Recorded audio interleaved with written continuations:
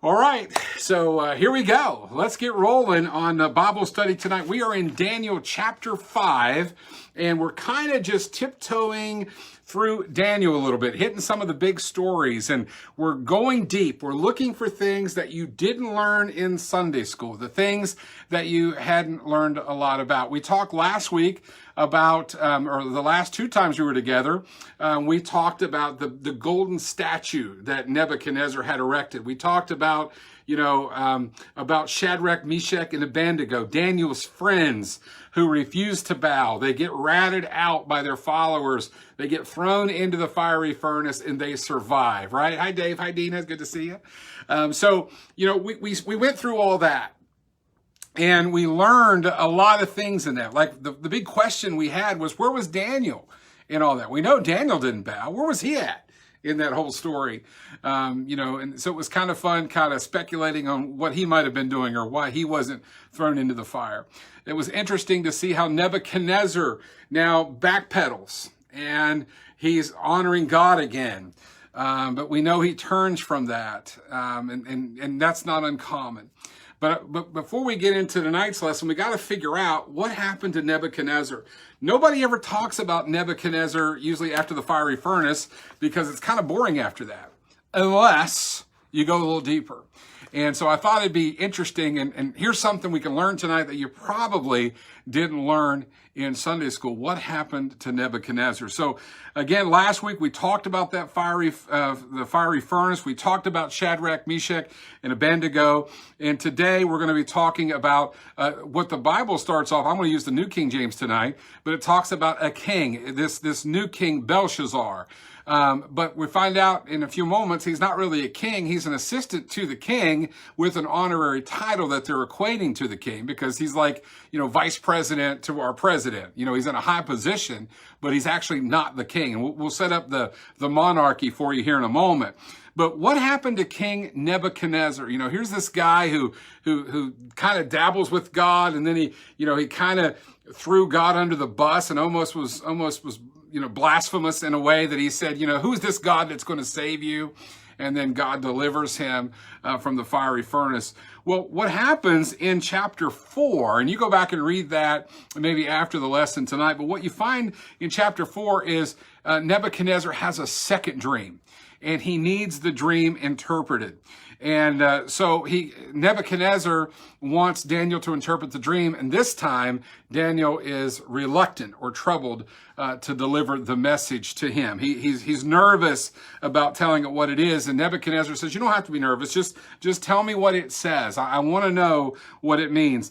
In chapter 4, verse 25, this is what Daniel tells Nebuchadnezzar. He says, "They shall drive you from men. Your dwelling shall be with beasts of the field, and they shall make you eat grass like oxen.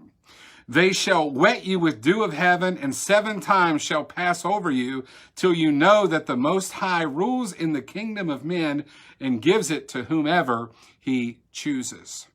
What does that mean? Well, Michael Radlnick, who is a scholar who writes in the Moody Bible commentary, wrote a chapter on Daniel. He said that Nebuchadnezzar in Daniel chapter 4:32, when he's talking about Nebuchadnezzar getting driven into the fields to live as a beast of the field, was literally to live as a beast of the field. And there's actually a mental illness. Here's where I think you didn't learn this in Sunday school. I didn't learn this. There's actually a mental illness called let me pause for a minute. Boanthropy. And I'm going to spell it for you. Boanthropy. And it's spelled like this. B-O-N, are you with me? B-O-A-N-T-H-R-O-P-Y. B-O-A-N-T-H-R-O-P-Y. This disease is a rare mental illness in which people believe they are actually cattle. It's a mental illness where people believe they are actually cattle. They actually go into the field on all fours and graze with the cattle. They actually think they're cattle. The scholars believe that's exactly what happened to Nebuchadnezzar, that his mind was given over to this boanthropy. And it's interesting to think about that. Because, and you say, well, okay, give me a little more on that. Because Nebuchadnezzar was eating grass like the cattle, and his body was drenched in the dew, obviously for being on the ground. And this scholar, Rydonick, says that there is a case of modern boanthropy that resulted in the patient growing long matted hair and thickening fingernails, much like Nebuchadnezzar was, who was said to have hair like eagle's feathers and nails, fingernails, like bird's claws. That's all in chapter 4. So Nebuchadnezzar is being told, look, you're going to go and live in the field with this disease. You're going to live as like cattle. You're going to graze in the field like cattle. You're going to be wet from the ground. You're going to be living like that. And then there'll be a time that comes to pass where you'll acknowledge God again. And so it's really amazing. And so in chapter 4, 34 to 37, you say, well, I thought we were going to get in chapter 5. We are. But I want you to see what happens to Nebuchadnezzar, because it sets up the next line of secession in the kingdom here in Babylon. So in chapter 4, verses 34 to 37, when the 7 years came about, Nebuchadnezzar's sanity was restored. He praised the Most High. And as one scholar said, the king who had sought honor and God's dominion for himself, basically, is now acknowledging that God's dominion is eternal and God's kingdom will endure. Now, it gets better. Pentecost, who's that's a great name, isn't it? Pentecost. He's the scholar who writes this. He says that Nebuchadnezzar was actually humbled before God at this point. And I think if you were grazing in the field like cattle with nasty fingernails and toenails and, hairy like cattle, and that's what you've been doing after you've been the king over this great empire. You're doing this for this long period of time. He was obviously humbled before God. And it said it allows him to rise to greater heights in stature. And that he no longer walked in pride. He now praised, exalted, and glorified the King of heaven. That's this new Nebuchadnezzar. And it says, the scholar tells me in the writing that all these verbs that are used in chapter 4, toward the end, talk about that this is something that Nebuchadnezzar continued doing, which gave an example or the appearance that he was a changed man. He actually became what these scholars believe was a child of God before he dies. So it's possible that old Nebuchadnezzar may be in heaven when we get there. Did you ever hear that in Sunday school? Probably not. Read that, chapter 4. He gets that mental illness, that boanthropy, B-O-A-N-T-H-R-O-P-Y.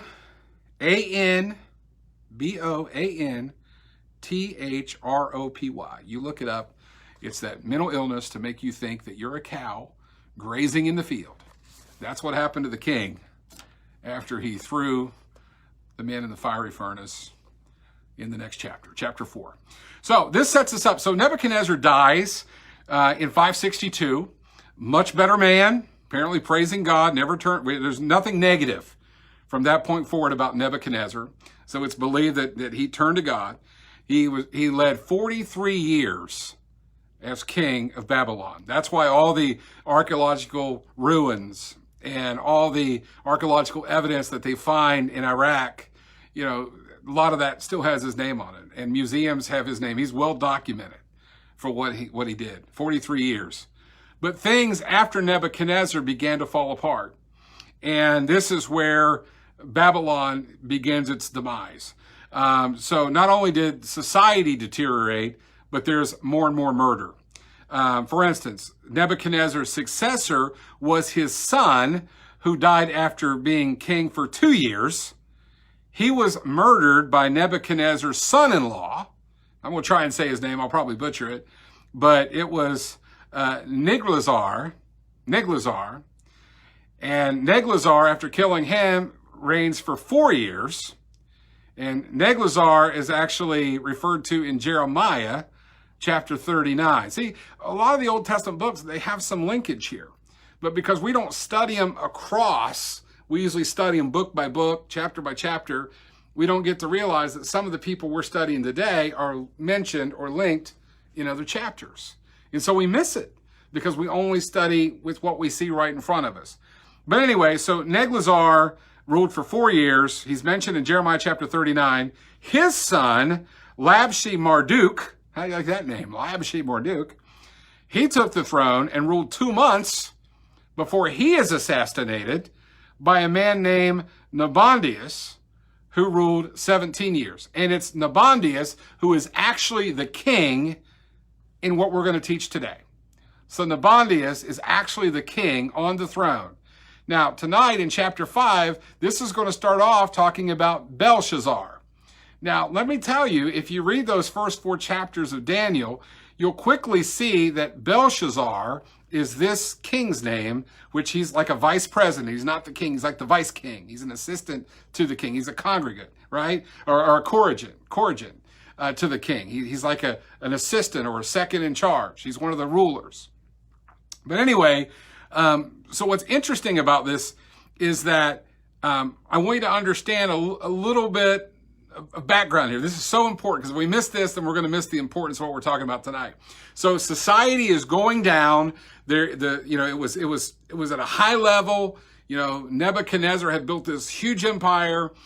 Things were great as far as that was concerned. They had all these idol worshiping. They were prospering, all this. Well, after Nebuchadnezzar changes, all this stuff starts to crumble. Nobody's worshiping hardly anymore. And things are just falling apart. And so this guy, and you saw all the scandal, the assassination after assassination after assassination, and Nabonidus, like I said, is now on the throne. And Belshazzar, we're gonna hear about it tonight. Belshazzar and this guy Nabonidus, and again, if I'm mispronouncing his name, I'm sorry. It's just easier for me to say it that way. But Nabonidus starts rebuilding Babylon. He starts trying to restore much of its glory after this demise. Because under Nebuchadnezzar, it was at its peak, and then it started to deteriorate. And through those transition periods, it was getting worse. And now Nabonidus is trying to build it back up. He restores their temples, that had been abandoned. And Nabonidus had some successful battles at Edom, but they say that he was losing a battle to the Persians, and that's where we pick up now. So imagine, if you will, and I'm going to try and do this on the screen. It might look a little wacky. So Babylon is here. Nebuchadnezzar is kind of doing this. The kingdom's doing good and bad.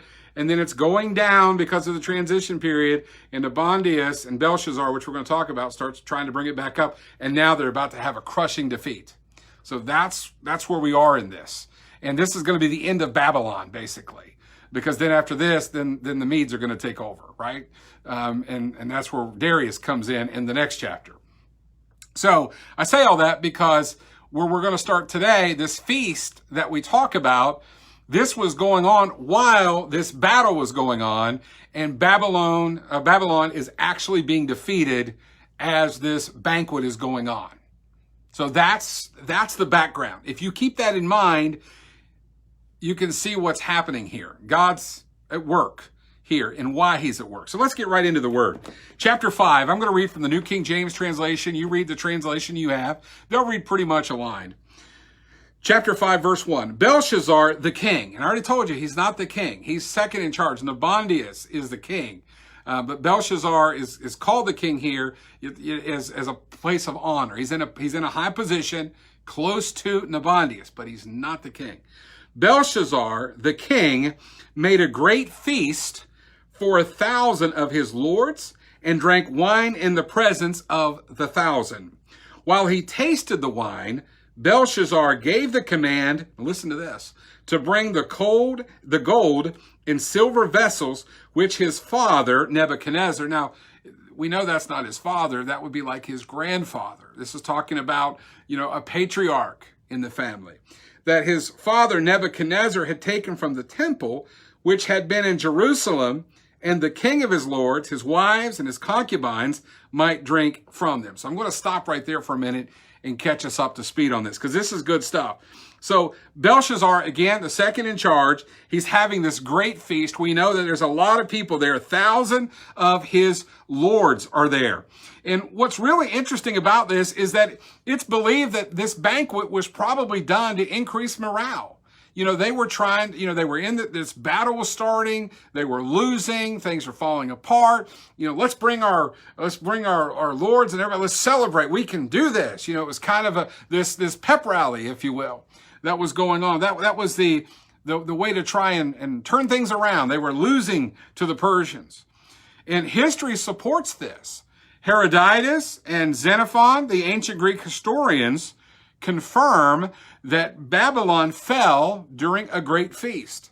So some of the historical records from back then talked about the nation of Babylon demise happening during a great feast. When was that great feast? The one we're reading about. So they were literally eating in this moment when they're having this banquet designed to rally support, rally some confidence. And excavations in Iraq have uncovered a banquet room in this kingdom area that they were the size that would have easily held more than 1,000. So I want you to see that it's not metaphorically speaking, that there's some historical evidence that kind of supports rooms this big to support this. And not only rooms, but the fact there was a great feast going on at the time that Babylon fell.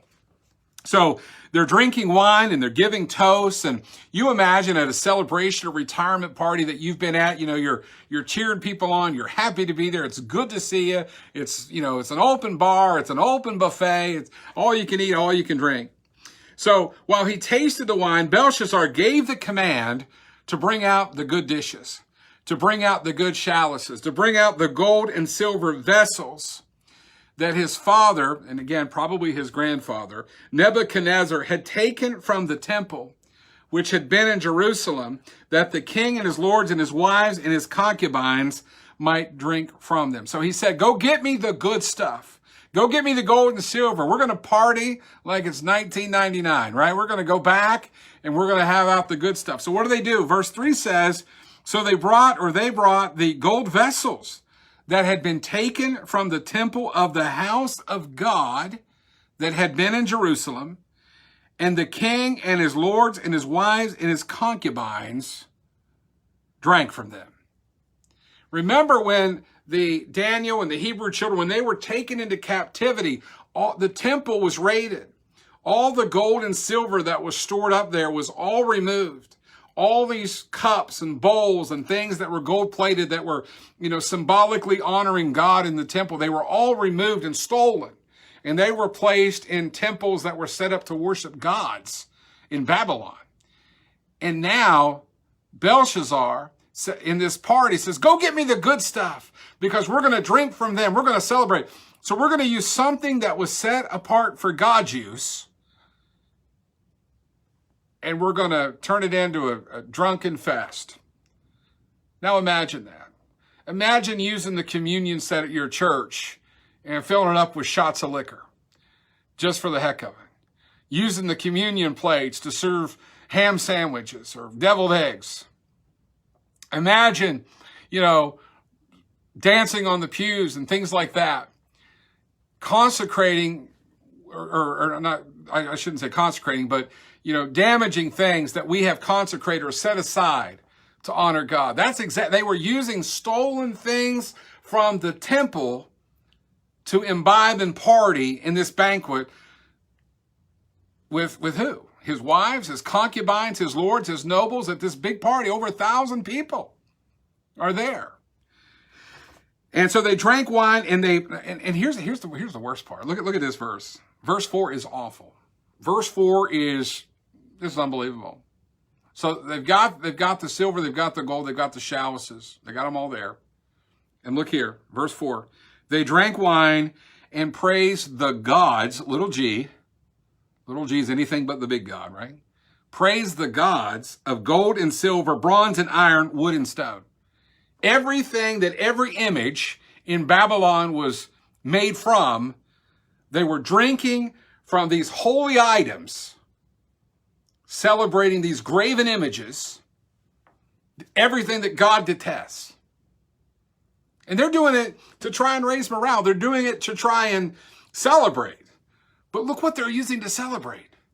Not only are they using these things that were once in the temple to glorify God and given as gifts to glorify God and to decorate the temple, but now they're using those stolen holy relics, if you will, to drink and praise idols of gold and silver and bronze and iron and wood and stone, symbolic of every carved image, every god that they had erected there. Imagine that. That would be, I believe that would be troubling to God. Do you think that would be troubling to God? How do you think God would react to that? How would you react if somebody was in your church and they took the things that you treasure most in your church and used it for some other kind of pagan worship? How would that make you feel? Well, remember, God's sovereign. He's holy. He's in control. And this country is a mess. And this is what's happening. And remember, they're losing the battle as this is going on. And it's about to get worse because now they're really almost committing a type of blasphemy in itself toward God, right? So let's keep reading. I'll tell you, it's good stuff tonight. Verse 5, in the same hours, now listen, in the same hour, at that moment, the fingers of a man's hand appeared and wrote opposite. That's, like I'm looking at you, it would be on the wall over there. The way they were looking. Nobody could not see it. So imagine where you're watching me, if it was on the wall behind me at your house, that if a hand appeared in writing started on a wall, you'd see it. Not only would you see it, but everybody in the room would see it. See, sometimes we think that it was only Belshazzar who saw this, but no, everybody there would have seen it. In the same hour, the fingers of a man's hand appeared and wrote opposite of the lampstand on the plaster of the wall of the king's palace. And the king saw part of the hand. Trying to say, you see part of the hand on the screen. Part of the hand that wrote. And look at verse 6. He says, the king's countenance changed. How would your countenance change? If you saw that right now, some of you'd be like, some of you might be, how would you change? You might be scared, trying to figure this. You might close your eyes, you might am I really seeing this? Have I had too much to drink, right? At this party? What's going on here? His countenance changed, and his thoughts, the next part says, troubled him, so that the joints of his hips were loosened and his knees knocked against one another. Have you ever been that scared to where you were almost limp? Instead of standing tall, you kind of had loose knees? He was frightened. He was terrified, shocked. And the people who respect and honor this second in charge, this vice king, if you will. I keep saying that because I don't really think he's the king. He's the vice king. He's this courtier. Even though he's referred to as a king, it was a title, but not the position. The king cried aloud. He yelled, bring in the astrologers, bring in the Chaldeans and the soothsayers. Bring me everybody that can interpret. Remember, the Chaldeans were the wise men. They were the dream interpreters. And remember, as we learned in the Bible study before, we talked about Daniel, back in that day, they had a book of dreams.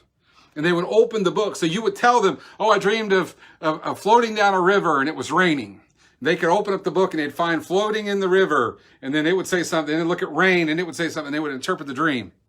But we know from like Daniel's time, a lot of the times, when they went to the astrologer, when Nebuchadnezzar went to the Chaldeans and the astrologers and they wanted to know, what does this dream mean? He wouldn't even tell them what the dream was. He said, tell me what I dreamed last night. They couldn't do it because there was no way to refer to a book.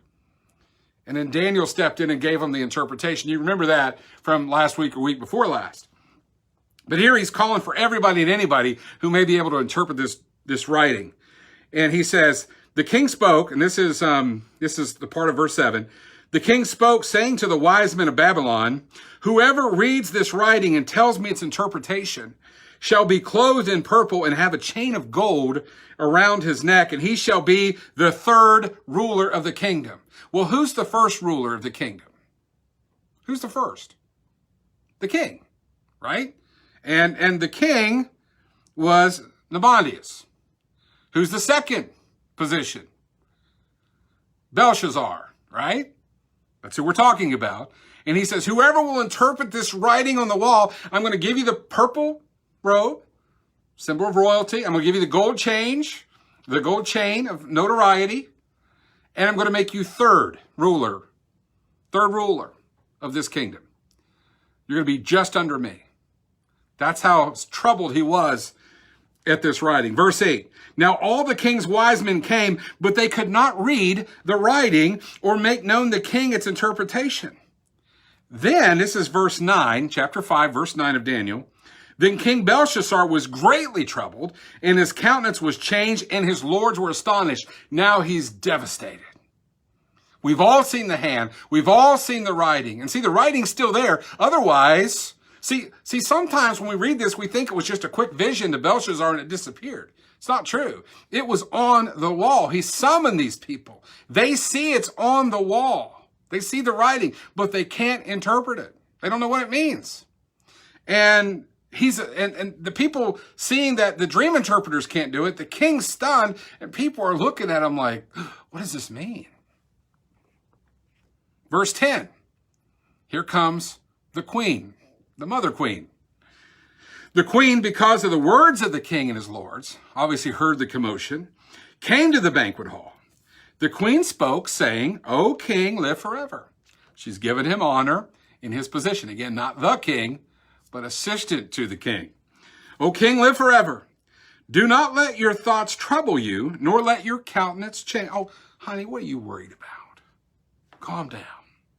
He said, there was a man in your kingdom. This is verse 11, chapter 5.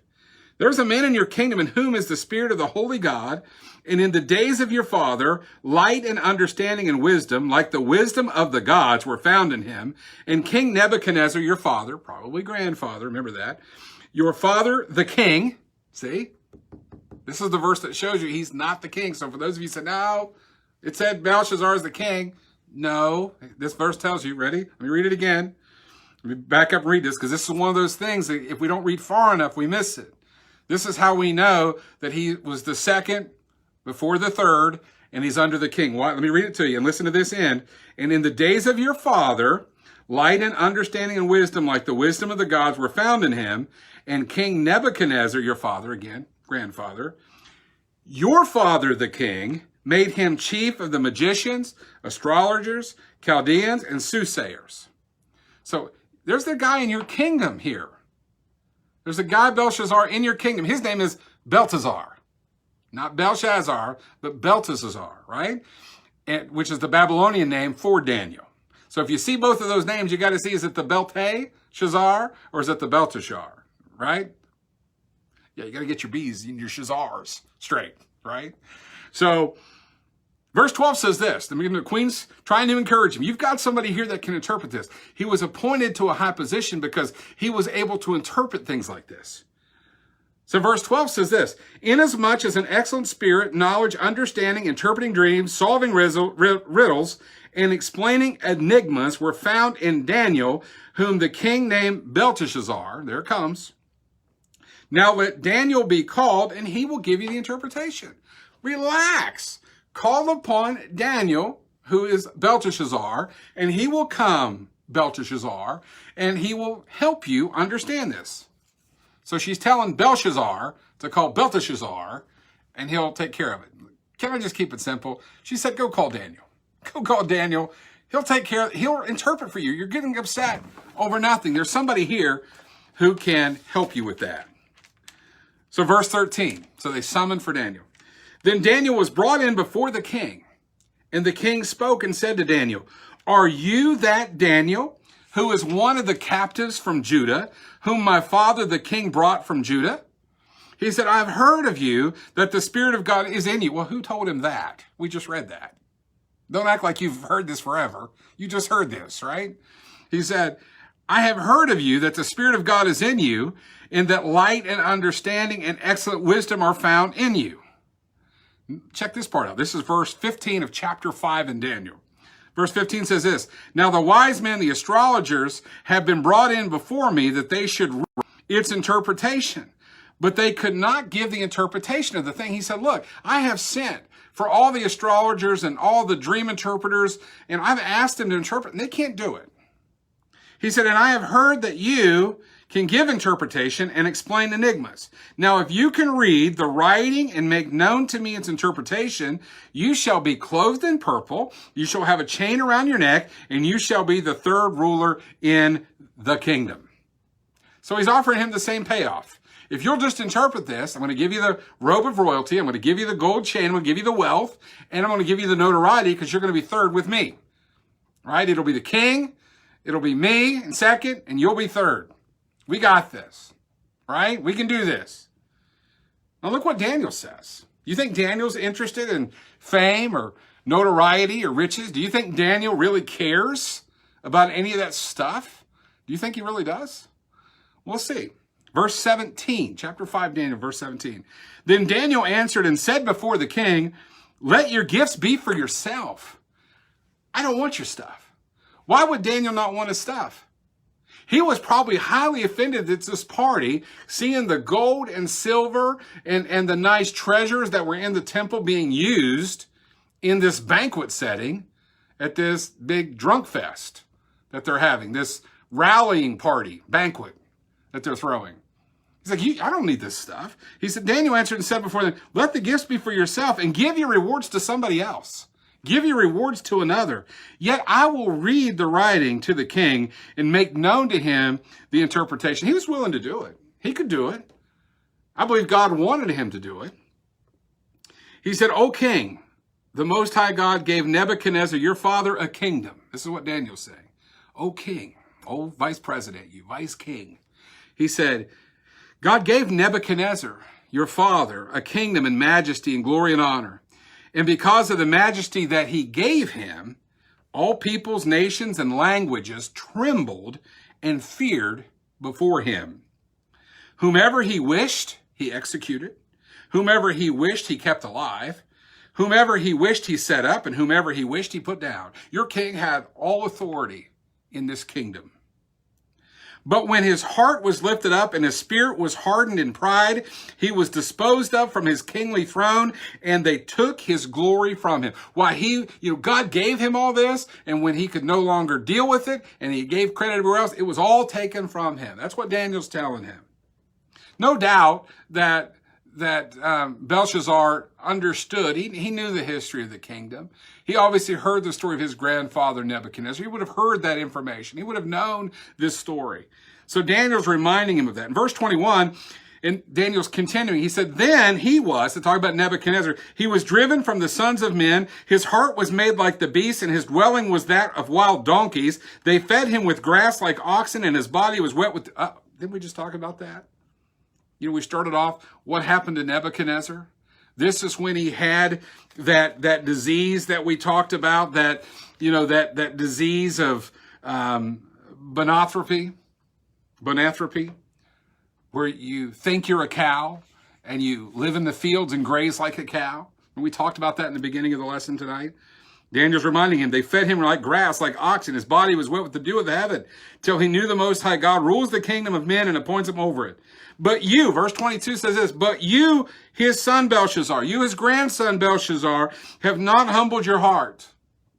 Although you knew all this, and you have lifted yourself up against the Lord of heaven. He said, you knew this. You knew this happened to him. And you knew that he was turned around because he started praising God before the end of his life. You knew all this. And look what you're doing. That's what he's saying. He said, they have brought the vessels of his house before you. These people in this room have brought these gold and silver vessels that you stole from the temple. They brought them here. This is what Daniel says. This is verse 23.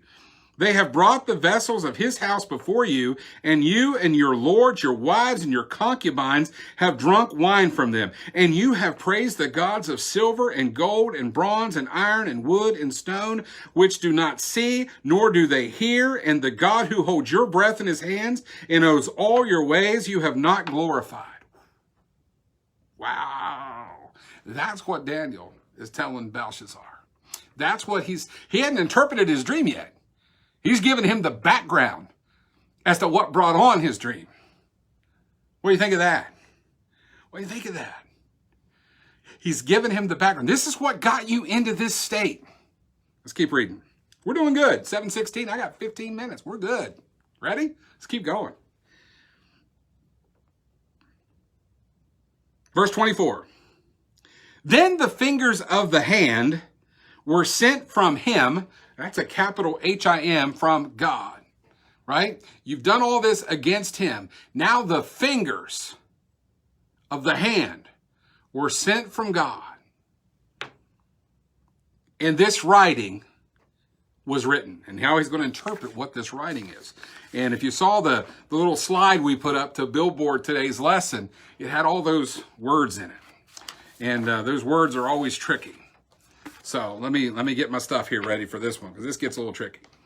So verse 25, and this is the inscription that was written. Verse 26, this is the interpretation of each word. And the words are spelled M-E-N-E-T-E-K-E-L and P-E-R-E-S, right? Now, some of you have it spelled different depending on your translation.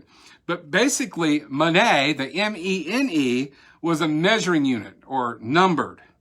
And the tekal or tekel was weighed or measured. And the pares would have been divided as in like a half shekel. So here's what the scripture says. Let's go back and read it. Knowing what the words mean specifically, let's see how Daniel interprets them. This is the interpretation of each word. Moody, meaning God has numbered your kingdom and finished it. That's number one. So the first word on the wall was M-E-N-E. Moody. God has numbered your kingdom and finished it. What does that mean? It's over. It's over. And remember what was happening during the feast. It was being destroyed by the Persians. Keep that in mind.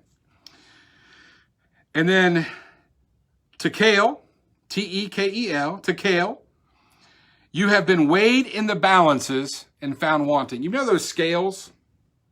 You know, like the Supreme Court scales, it kind of looks like that. You got the little arm and the scales that have the weights in them. He says, you, Belshazzar, have been put in the scales and you've been found wanting. You've been judged. And then pares, your kingdom has been divided and given to the Medes and to the Persians. By the way, these are the people who are going to destroy you and are destroying you as we speak. Then Belshazzar gave the command, and they clothed Daniel with purple and put a chain of gold around his neck and made a proclamation concerning him that he should be the third ruler of the kingdom. Daniel said, I don't want any of that stuff. I'll tell you what your dream said, but I want you to know what got you to this place. And here's what that means. Your days are numbered. You've been found wanting, and your kingdom is being divided. That's the writing that was on the wall. That was the interpretation that was on the wall. And for me and you, how does it apply to us? What do we get from this lesson today? Well, a few things. One is God is just. You know, Belshazzar brings out all the treasure that was stolen and looted from the temple back in Jerusalem by his grandfathers years ago. They bring it out and they celebrate to all the other idols that they were there. They probably just thought they had some nice dishes there. For you and me, we have to remember God's business is serious business. I think that you and I have to, we don't have to, build idols within the church. I don't think we should have that. But I think there are some things when they're dedicated to God, they're dedicated to God for the use of God. Just like ordination. When somebody's ordained to do something, they are set apart for that service. And I love how Daniel tells him, you got yourself here. Look at what you did.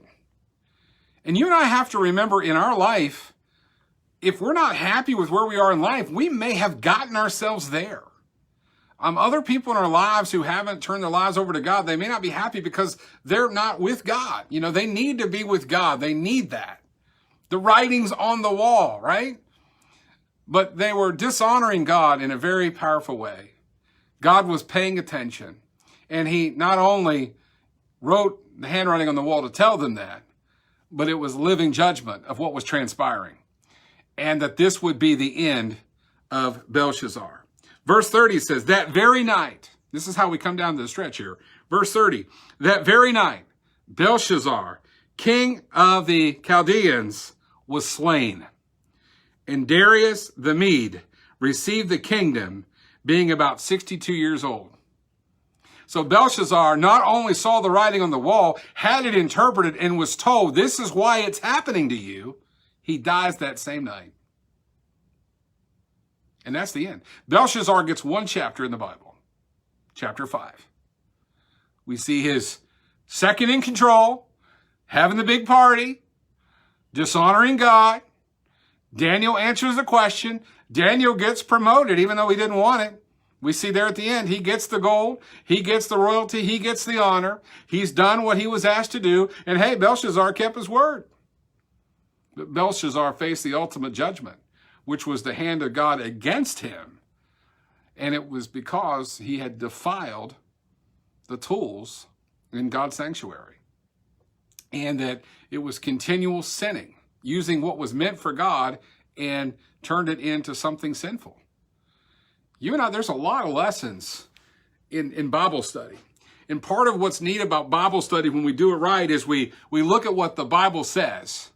We look at the context the Bible's written in to see that this was a real live document and a real live event that was underway, transacting.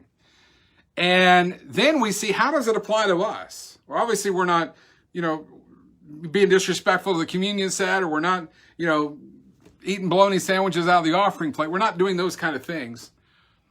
But what other ways can you and I dishonor God with our lives? What other way, do we in our daily walk dishonor God sometimes? And you and I need to know that while we're forgiven, and most of us in Bible study, most people in Bible study are saved because they want to go deeper in the Word. They want to learn. They want to grow their faith. But we make mistakes too. We're not perfect. And if you and I know that God is in tune with what's happening in our lives, he sees us when we make mistakes. He doesn't want us to make mistakes, but he knows we're going to make mistakes. We're human. We're in the flesh. We're not perfect. But we're to strive to be perfect. Tina says, not following him. That's bottom line, right? I mean, that's the truth. Thank you. That sums it up way better than I could say it. We need to follow God. We need to trust him. We need to honor him. We're not to have any other graven images. We're not to have things before him. They were celebrating their kingdom, trying to rally the troop, and they were using godly things to celebrate something ungodly. Yeah, and it's sad. And Daniel was like, I don't want any part of this. And I love how Daniel explains to him how he got in the position. You and I can't be judgmental toward other people, especially those who haven't come to know the Lord, because, you can't judge people into heaven. That's not going to work. We love people into heaven. But sometimes we have to have honest conversations to say, look, what got you into this situation? What got you to this point? What happened to get you here? You don't have to stay here, but what got you here? Part of repenting is to know where we've been from and what we've turned from, so that God can use us to say, look, you don't have to be ashamed of your past. I tell our church family, and I've told some of you, God doesn't care about our past. He cares about our future. He cares about our present. He cares about what we're doing now. And he's just, and he's forgiving, and he loves us, and he loves you, and he loves your family. He loves that family member that you've been praying for that's not where they need to be with God. He loves you. But we have to understand that some people will tell me, well, Toby, you always paint God as so loving. And I'm like, he is. And they say, yeah, but he's, how can he be loving if he sends people to hell? Well, listen, he doesn't send people to hell. People send themselves there because they choose to reject Jesus as the Son of God. God showed us love by giving us a way out, by giving us a pass. He loved Nebuchadnezzar, even in his sin, because Nebuchadnezzar suffered for his life. But what I was so enjoying the study with Nebuchadnezzar that I really had not thought about before and wanted to share it with you was he probably is in heaven today based upon the end of chapter 4. The scholars believe he is because he turned and there's nothing else negative written about him. Belshazzar, we don't see there's any change in him. We see nothing other than he kept his word to Daniel, partied, died, same night. Only chapter that has a Belshazzar in it, Daniel, chapter 5. Well, we've been through another chapter of the book of Daniel, and that's going to set us up for next week. We're going to stay in Daniel, grab another story or two out of Daniel, and then we'll move on into another book. Let me just tell you, thank you for joining us tonight for our Bible study. Don't you love Bible study? Let me tell you, Bible study is fun if you'll just take time to do it. You say, well, I don't understand my Bible. I just don't get it. Well, that's why we're together. We can understand it together. And I hope that I've said something tonight that's triggered in your mind to say, I didn't know that. Or that's cool. Or, wow, I didn't know that story was there. I like to tell this story around Halloween. The kids are always dressing up, going trick-or-treating and stuff like that. And I said, well, you ever heard the story of the handwriting on the wall? And you read that chapter in kind of a spooky voice. And the kids are like, oh, I didn't know that was in the Bible. So you try and get their attention in that way. So for you and me, to make the Bible fun and to make it interesting, because a lot of people just aren't interested. We'll read Harry Potter and all the other books because we're interested in the plot. In the Bible, we know enough about it. It's like, I don't get all that other stuff. But when we start to see how it all fits together, and it always points to the saving grace that Jesus Christ has extended to you and me, it's life-changing. I always say this, I know I'm going to heaven when I die, and I trust that you are too, but I don't want to go to heaven dumb. I want to go to heaven knowing some of the people in the Bible. I want to know who these people are, and I look forward to meeting them. And now, I wonder if I'm going to meet Nebuchadnezzar. Can't wait to see that guy or ask him some questions. And maybe you will too. Listen, let's say a word of God. We'll thank him here tonight. I'll close with a couple of quick announcements, and I'll get you out of here on time tonight. All right? Let's thank God for the lesson tonight. Father God, we thank you so much for the time that you've given us tonight to be together. Lord, just another great story in your word. God, how we can see how you used Daniel in a powerful way. Lord, I don't know just how bold he was to be able to speak like that.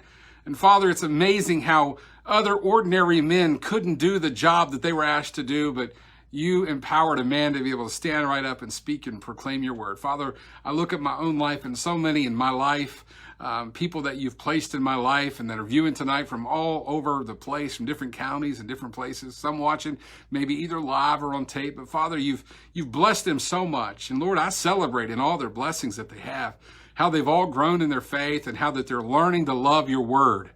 God, I just pray that tonight somebody's decided that I think I'm going to like Bible study and that I want more of this, Father. Lord, it's not about tooting our own horn.